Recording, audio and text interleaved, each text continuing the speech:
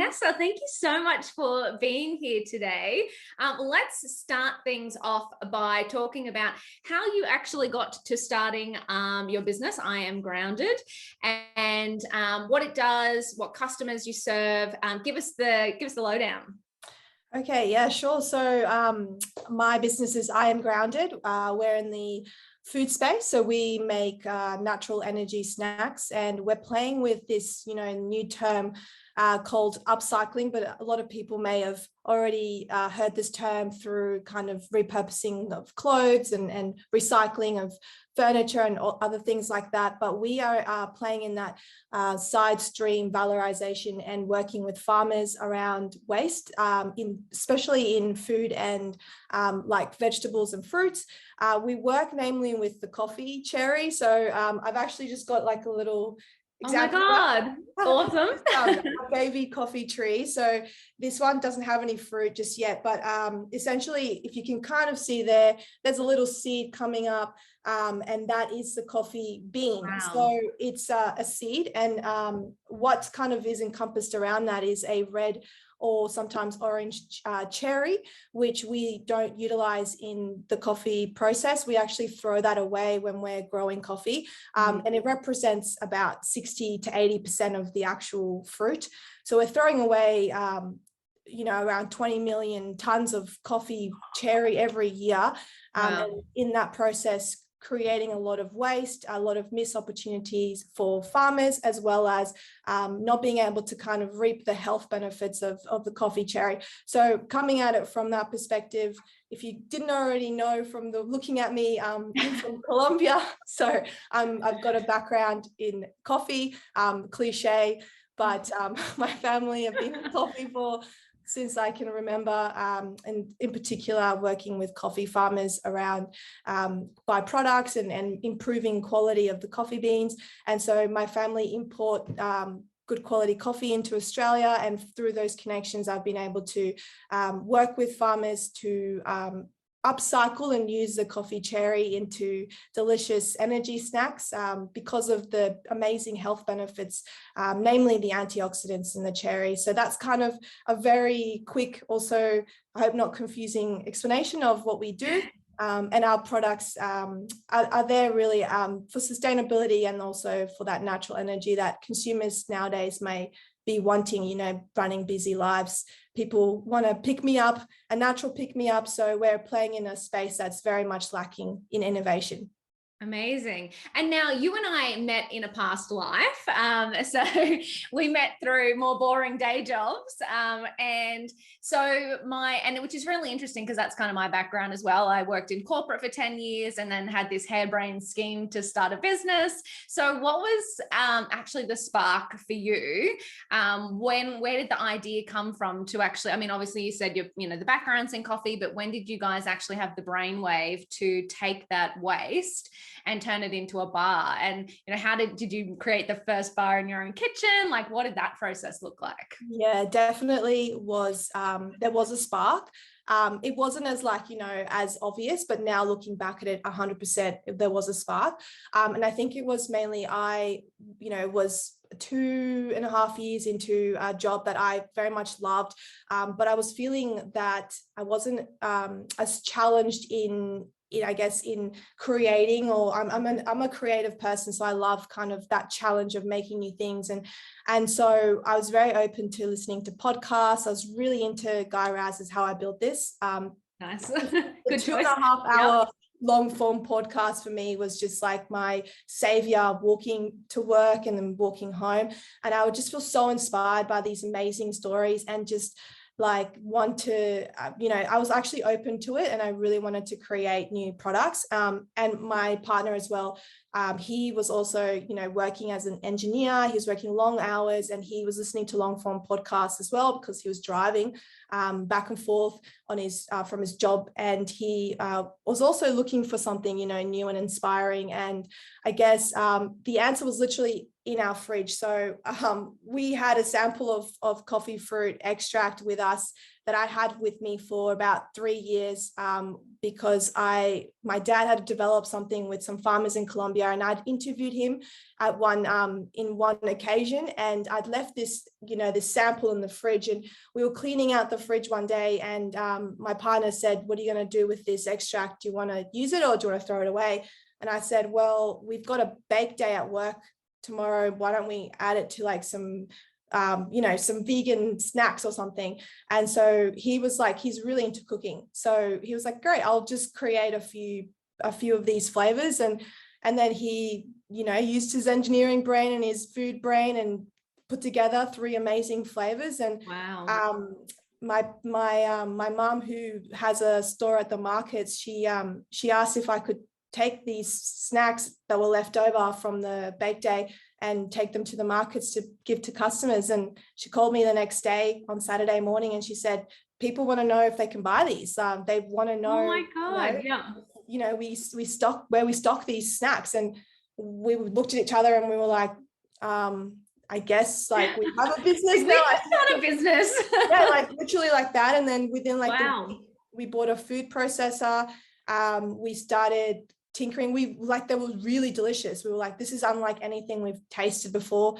I started looking at the research, talking to suppliers. Looked like it just kind of happened, and then all of a sudden we registered our name and it was a business, and then the rest came kind of after. So yeah, the spark happened, but we didn't realize until very much after that. If you're open to it, the universe, I guess, I don't want to sound like, all spiritual. Get woo-woo. Don't worry, get total woo-woo. Yeah, exactly. Like, I think if you're open to it, you look for it, you find it. Well, I mean, what interests me about that as well is so many people kind of have the intention to start a business, and sometimes they don't, I guess, take a step back and listen to customers first. And I kind of love that you did that by accident. You created a product, you didn't try and sell it, but you just gave it to people and gave it out for free, and then had the feedback, "Hey, this is amazing. You should do something with this." I think sometimes people forget to figure out and understand if people want it first before they kind of dive head into the business. So I love how it actually organically happened for you guys. Our whole business has been that ethos. We 100% believe, and this is probably my marketing background, that the customer feedback and the drive from customers is so important, and it should dictate a lot of how your business is run. So at the start, we were listening to what people were saying around flavors, and we took some advice in, and then used obviously our better judgment to kind of make products. But we've always had that mind frame that testing and sampling is really important for food, especially because we were tinkering with an ingredient that not many people have tasted before. So it's really important to gather feedback around the use case, why people are using it, how they're consuming it. And that has 100% dictated how we have gone to market and where we are now and where we're going in the future. Yeah. And I mean, do you have any thoughts on how important that is? Have you kind of seen that unfold in, say, your old marketing experiences, or have you ever made a mistake and not listened to customers, or seen other people do that? All the time. All the time. It's so hard. It's so hard, because when you're caught up in a business, it's really hard to pivot. And even I can admit, even for us, it's very hard to pivot when you trial and test, and then it succeeds or it goes well, and then it doesn't. It's very difficult. So I think from day one, we have always been of the mindset that you have to be nimble enough to change kind of your direction, but also stick to your guts, like your gut and your feeling and your instincts, because you are, at the end of the day, it's your business, and you are the only person that can really change it. But having a good mindset around change is important. And I don't have the winning formula at all, but I definitely have a very open mindset when it comes to running my business and listening to feedback, and then just being able to kind of take what I want from that and make changes accordingly. Not all the time, but sometimes, yes. Yeah, well, and it's an interesting thought as well, like because you guys are so heavily in innovation, so there are going to be some things that your customers just don't know. Like no customer would have ever said to you, "Why don't you use the coffee fruit?" Or the fruit extract. So there's going to have to be some leaps of faith, especially in innovation. But there are a lot of things that still need to be, tested with the end user. Yeah, totally agree. And what I found with our business being, I guess, made in Australia and then also being small, run by, two founders, a lot of customers are willing to go on this journey with us, and they actually want to have a bit of a different, almost not a hand, like holding hands, but essentially a different perspective around helping you grow your business. And that's key and testament to having an innovative product, but also being open-minded. I think those two things come in hand, I guess, or come together. Yeah, and there's a lot of, I guess, talk around community right now, and how building communities around your business is kind of the thing that makes a break. And I think for an innovative product, that's so important as well, because people want to feel part of the journey and like they had something to do with this amazing thing. Yes. Okay. You've literally read my mind. Excellent. That is just 100% correct. Like we actually just launched our ambassadorship program. Oh, cool. Literally, we sent out our first round of sample products literally this morning. So it's very timely, but essentially what we are doing is we're creating a community of, taste testers, ambassadors, people that want to champion us in any form and capacity to come together, and we was sharing with them the ins and outs of our business, and kind of being open with them about how we're creating new products, we're sending them samples of our new products. There's a collaboration process happening where essentially they're kind of like, when you go in and get a room full of people to blind test your products and they give you feedback. So we've done it where our ambassadors don't know anything about us, so some of our ambassadors have never tried our products but are receptive to being part of this community, and then some of them are very active, and so and they all have different diets and different lifestyles. So we're going to be receiving a lot of feedback from people around our products that and also that will help us to grow a community of different like-minded people to see where our cult is, I guess, or where we can find that stick, and grow from there, because community is everything. And it's very important for brands these days to have some sense of community around their content creation, around their strategy, how they sell. And so we're doing it this way to see if it will create little mini ambassadors here and there everywhere. That's so awesome. So how many people are in your ambassador program? Like how big is this thing that you're talking about? So at the moment we have, I think it's 25 ambassadors. Yeah. They all range from different lifestyles, different ages, different identities, and some of them are very involved. So some of them are key investors coming onto our business. Some of them have never tried our product, somehow are on our mailing list and really want to be involved and have gone through this rigorous process to get signed up to be an ambassador. So it's great. It's a testament to how we communicate already.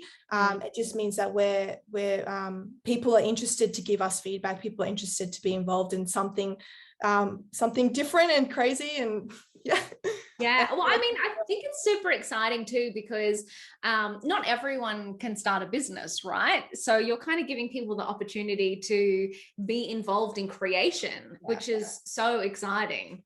That is so true. So when I was working at my old job and we were making the first, samples of our snack bars, they were our first taste testers. And so I would bring in cool. literally containers of these bars. Some of them were not very good, and some of them were, iterations of the recipes. And they would give feedback and taste tests. And to this day, I still am in touch with a few of these, ex-work colleagues, and they say, they love that. They say, wow, I can't believe I was part of, the first iron grounded bars, the first flavors. Essentially, they feel like they were part of building this business with me. And it's great. I feel like really, warm and fuzzy, because I'm like, that's awesome. Like people support my brand and still think about that in when they go to the supermarket or to a grocery store, they see my product and they go, I helped to, you know, to get this brand to this stage, which is awesome. Yeah. And, you know, everyone always talks about how word of mouth advertising is like one of the strongest channels. And what you've essentially done is helped people get to the point where they would be in a retail store and they go, oh, hey, this is, and tell the story about how they were involved in the first creation. Like, that's amazing.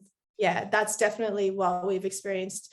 And I have, friends, family, ex-colleagues, even people that we've just like had meetings with randomly and then never seen again, but we've provided samples and they've fed back, tell us months later or years later, hey, like we tell people about your product all the time, like, you know, and so it's really good that we've created that sense of kind of community, I guess.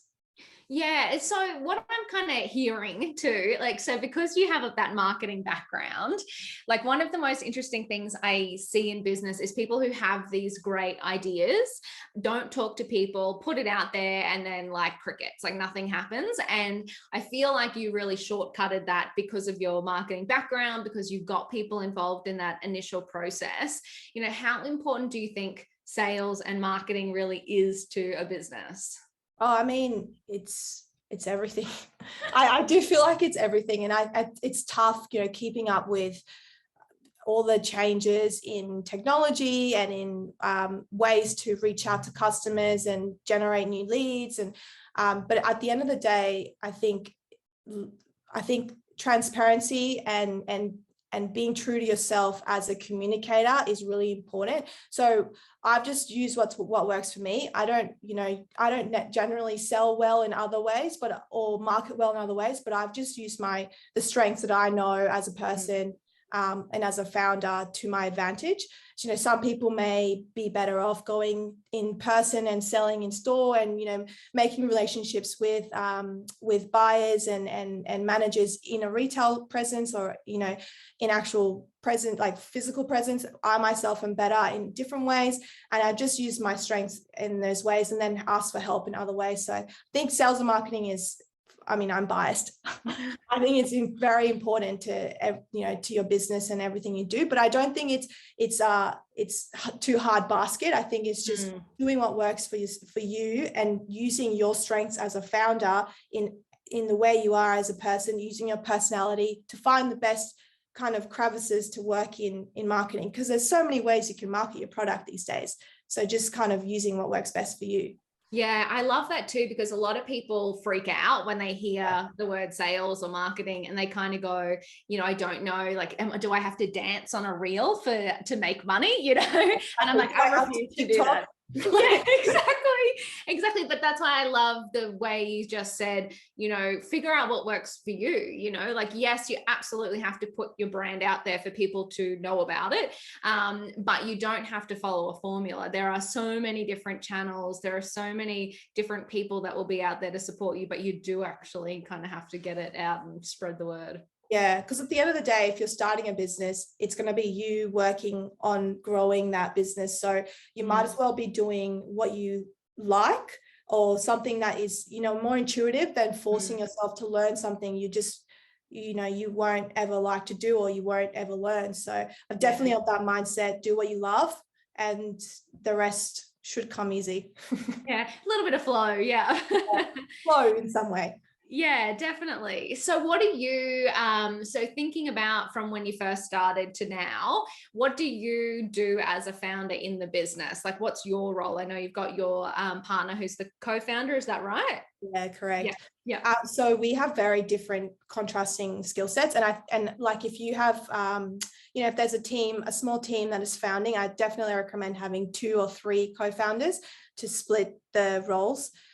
We don't step on each other's feet, which is great. So I work in all of the marketing side of the business, I do a lot of the customer service part as well. I do all the digital marketing and development stuff, because I love that stuff. That's what I'm interested in. Yeah. And then my partner does all of the project management. He does the finance, the legals, all of that stuff. So, and then we come together to work as a team when we build projects and build campaigns, or build tasks, and we use the skills that we both have to come together, but we don't step on each other's feet. And that's worked really well for product launches for us, and kind of scheduling new product releases, because we respect each other's kind of roles, but also work collaboratively to get things to where they need to be. And did that happen from the start, or did you have to kind of sit down and go, okay, let's talk about what we're both good at and kind of assign roles? Yeah, that did not happen from the start. I'm not going to lie. It was very tough at the start, because when you start a business, you both have ideas around how it's going to grow.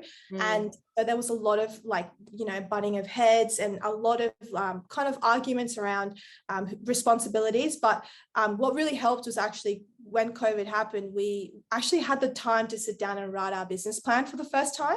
Nice. And that was amazing, because we took those first 2-3 months of isolation that we had to be at home to basically write all this paperwork, which was really, it seems boring, but it was actually amazing, because it came out of us. Like, we were like, this is our business, this is how we're going to grow, this is our strategy, marketing, finance, this is our operations. We actually got all of our paperwork in organized, essentially, and that helped us to define our roles. And since then we haven't looked back. So definitely would recommend to do something like that.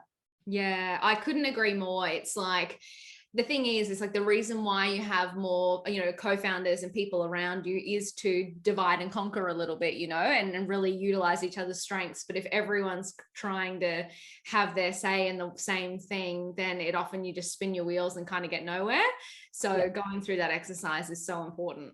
Yeah, definitely. So important. And then having conversations around mutual respect, things that are kind of that you don't want to talk about, are so important, because then once the boundaries are set, when you're going to cross the boundaries. But if you don't have them, it's you never know. And so yeah, I love that. So thinking back along the journey, what's been your biggest challenge to date? Oh, so many challenges. All of them.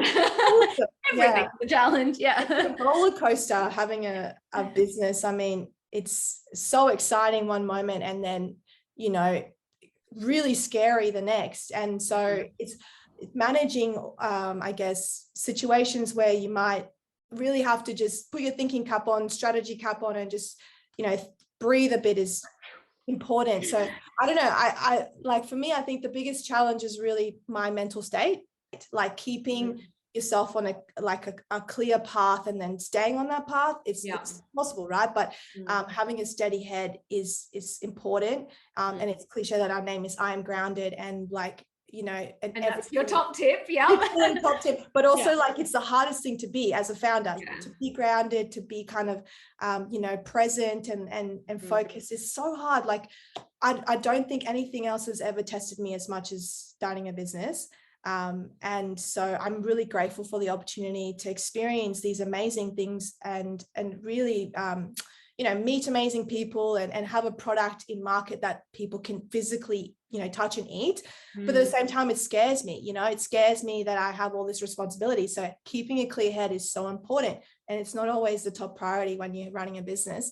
So that's 100% my thing this year, is to challenge my mindset, to go back to a clearer mind, and to rest, and to just be okay with things, not have so much emotion around winning and losing, and just being kind of a bit more steady minded when it comes to every day. So how do you do that then? So if you, I guess it's going to be different for everyone, right? But if someone was kind of going, oh my God, that is me right now, I'm just going from ecstatic to depressed, and get so swing so hard depending on the next email that comes in your inbox, how do you actually stay clear, stay grounded, stay focused? For me, 100% it's exercising.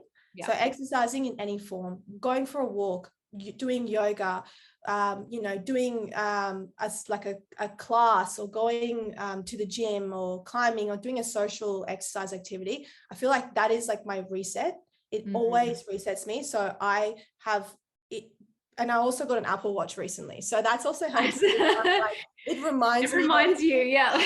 But it's actually good because it's keeping me accountable to go and stand up, to go and exercise, and to go and like do something else. So I'm actually like super competitive in that way. So for me, that's helped. So exercising in any form, and this, like, I listen to my body. So if I'm wanting like a rigorous exercise, I'll definitely do that. But then, I love yoga and I love to meditate. So for me, if I want to do that, I'll do that 100%. And I'm not going to feel guilty about it. So like taking that moment in my day is like so important.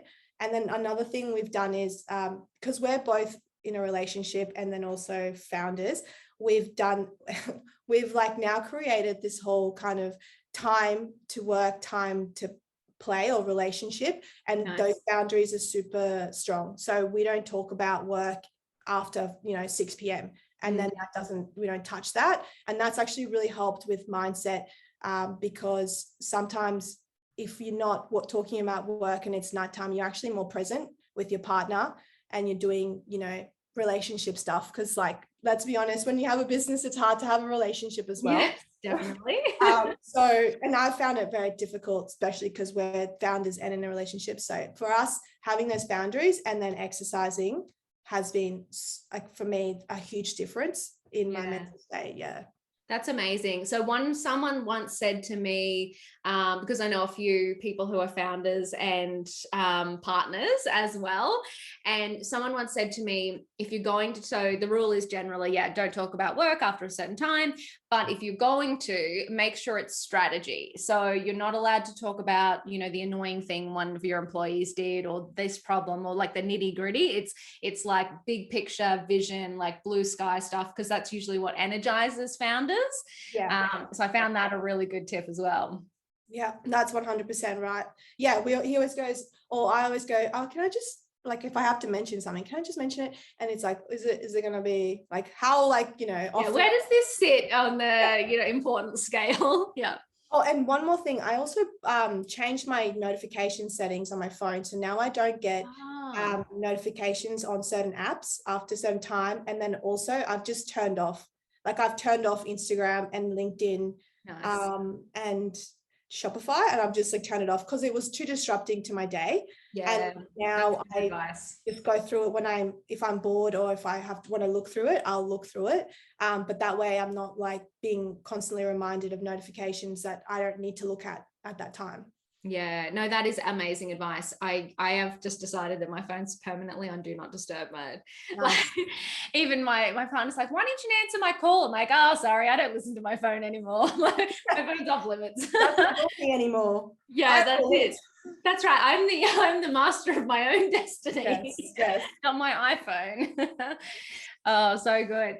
Okay, so let's wrap on one more question. And that is, so a lot of people in the Spark Founders community are they're either just wanting to start something, so they've got an idea and they're feeling a little bit hesitant about taking the leap, or they're kind of just getting started and they're probably a little bit like, what the hell did I get myself into? Do you have any advice for kind of either camp on how to either, make peace with making the leap, or that kind of, if they're feeling like they're stuck, how they kind of keep going? Do I have any advice? Well, that's a tricky one. I don't know if I have any advice. I mean, I don't know. I feel like just being just taking one step at a time. I know that sounds like everyone always says one step at a time, but it really, you're gonna, if you think about the big picture too early on, you're just gonna freak yourself out and you're never gonna start anything, right? So just do one thing at a time. Set up your email one thing at a time. Buy your domain one thing at a time. Like, just do one thing at a time as intuitively as you can. And those things will start to, I guess, get easier. And then you can start to pile on the list of things you don't want to do. Yeah. And that's kind of how I look at it. I just do what I want to do and what I feel like I want to do. And then I'll work on my, my bigger picture stuff when I'm more clear-headed. But if I'm stressed, I definitely just have to do what I can and what I feel like doing. Yeah. And I think that is literally great advice for like both sides. So it's like, okay, people who are kind of hesitating, it's like, yes, just do one thing, see how it feels, then the next and the next. But even people who are kind of a little bit more established or in their business, they're feeling like, holy crap. It is just do the next thing. And, and it's almost sometimes just doing the thing that kind of gives you the momentum to keep going and doing the next thing.